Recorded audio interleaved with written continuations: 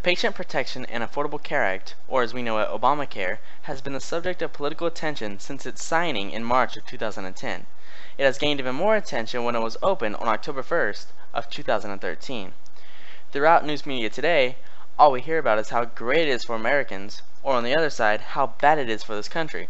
But what are the facts? So, as an unbiased follower of this Healthcare Act, I will try to enlighten you all on whether or not our country can afford this universal healthcare. So, just what is Obamacare? Obamacare is an individual mandate. An individual mandate is one of three types of universal healthcare, single payer and two-tiered being the other two.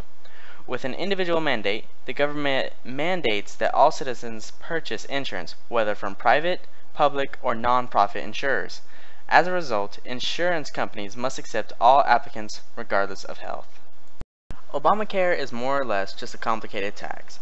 In this 2,000-plus page bill, there are so many factors to it that it affects everyone for the rest of their lives. This affects business owners, homeowners, and any other United States citizen. Many people have talked about its taxes, but the people are still left confused. Truth is, with both political aisles shouting their own beliefs, as well as the media spin on things, everyone is left confused. The only thing we have to look at is a bunch of confusing math problems and political bias. Even economical analysts cannot give a definite answer on the subject. So, let's begin with businesses.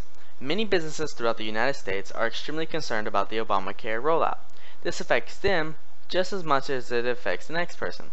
Businesses are faced with a few choices: firing employees or turning full-time employees into part-time employees in order to ease the cost of Obamacare, raising the prices of their goods, or even completely dropping healthcare benefits for their employees altogether due to the low penalties involved in doing so.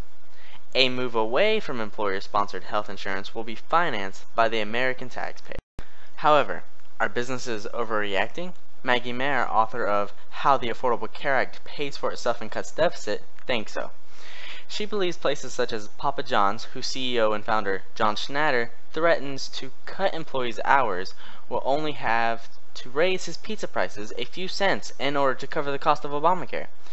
Being that Papa John's is such a huge chain restaurant, a couple more cents per pizza shouldn't hurt his business. Could Schnatter just be doing this over political spite? Schnatter was a major Mitt Romney supporter in the 2012 elections, so maybe he is just angry about President Obama's re-election? Maggie also says only 2% of taxpayers, those making $200,000 or $250,000 for couples, are asked to help cover the cost of Obamacare if Papa John's decides to not go along with it. So, are restaurants that choose to opt out of Obamacare going to become a burden on the American taxpayers? I find it likely, but that question probably won't be answered for sure until Obamacare goes into full effect for everyone. So after businesses, we have individuals. Individuals not receiving health care from their employers, whether it be because their employers have less than 50 employees where they are not required to supply their employees with health insurance, or for any other reason, will be required to sign up for Obamacare. If these individuals qualify, they may be able to get their insurance subsidized by the government. Purchasing insurance through Obamacare's market will vary in prices depending on where you live.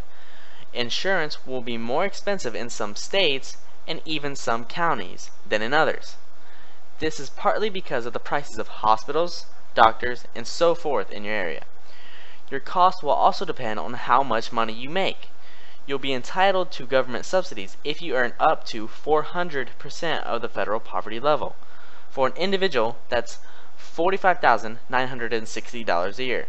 For a family of 4, that is $94,200 a year. This only has to do with income, not your personal property. So, here's an example. You're the head of a family of 4 that lives in Dallas, Texas, with an income of $85,000 a year. The feds will give you a subsidy of $287 annually. You'd pay $8,075 toward the second cheapest silver plan for your area. Assuming you get paid twice a month, that's $336 per pay period. Another point with individuals, if you make less than 100% of the poverty level, you could be eligible for Medicaid. Now, not all states are expanding Medicaid under Obamacare, however, so your eligibility will vary according to where you live. But to conclude, obviously, younger and healthier people will be paying more under this new system than they would have ever in the past. This makes it where older and less healthy people will have to pay less. Some individuals believe they can take the easy way out by not signing up for Obamacare. They believe the $95 fine for not having Obamacare is thousands of dollars cheaper than signing up for Obamacare. However, they are wrong. Some citizens may face a fine of $12,000 a year or more based on their income. Even though the fixed rate for the 2014 calendar year is $95, the price will continue to rise throughout each year. Approximately $325 in 2015 and $695 in 2016. So the choice is yours. Buy insurance under Obamacare or face the tax.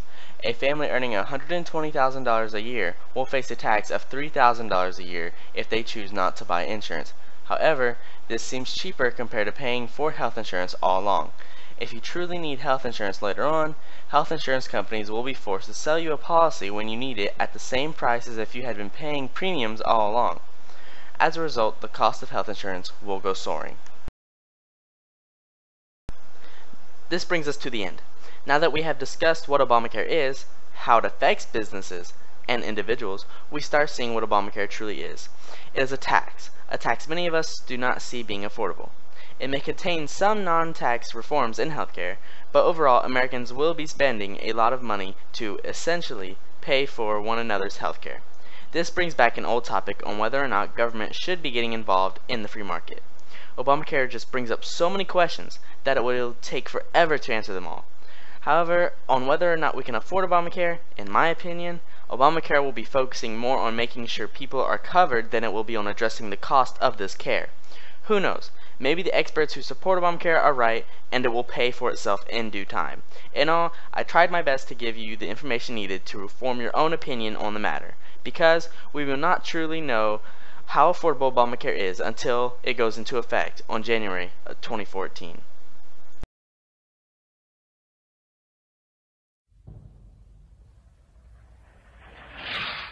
With our backs to the wall, the darkness will fall. We never quite saw